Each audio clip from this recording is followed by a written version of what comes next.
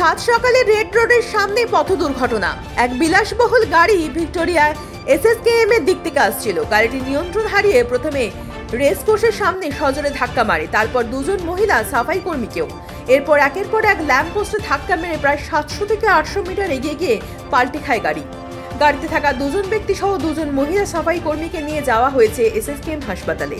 ঘটনায় বিলাসফুল গাড়িতে একেবারে দুমড়ে মুচড়ে গেছে। গাড়িটি আটক করে ইতিমধ্যে হেস্টিং থানায় নিয়ে যাওয়া হয়েছে। পুলিশ জানিয়েছেন গাড়িতে দুজন ছিলেন। এসএসকেএম হাসপাতালের দিক থেকে ভিক্টোরিয়ার দিকে যাচ্ছিলেন। রেসকোর্সের সামনেই পরপর কয়েকটা ল্যাম্পপোস্টে ধাক্কা মারে গাড়িটি। সেখানেই কাজ করছিলেন দুজন সাফাই কর্মী, তাদেরকেও ধাক্কা মারে গাড়িটি। একের পর এক ল্যাম্পপোস্টে ধাক্কা মারার পর 700 থেকে 800 মিটার এগিয়ে যায় গাড়িটি। তারপর গাড়িটি উল্টে যায়। দুর্ঘটনার জেরে বিলাসবহুল গাড়িটি দুমড়ে মুচড়ে যায়। দুর্ঘটনার কারণ নিয়ে নানা প্রশ্ন উঠেছে। প্রত্যক্ষদর্শীরা জানিয়েছেন গাড়িটি দ্রুতবেগে আসছিল। দুর্ঘটনার পর গাড়ির বেলুন খুলে যাওয়ায় প্রাণে রক্ষা পেয়েছেন তারা।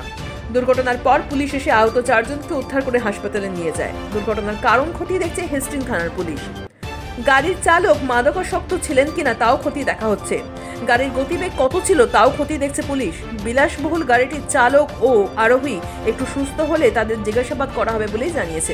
অনেক সময় অভিযোগ ওঠে সকালের দিকে গাড়িগুলো অস্বাভাবিক গতিতে ছুটে যায়, যার ফলে দুর্ঘটনার সম্ভাবনা থাকে। এক্ষেত্রে সেটা হয়েছে কিনা তাও খতিয়ে দেখছে।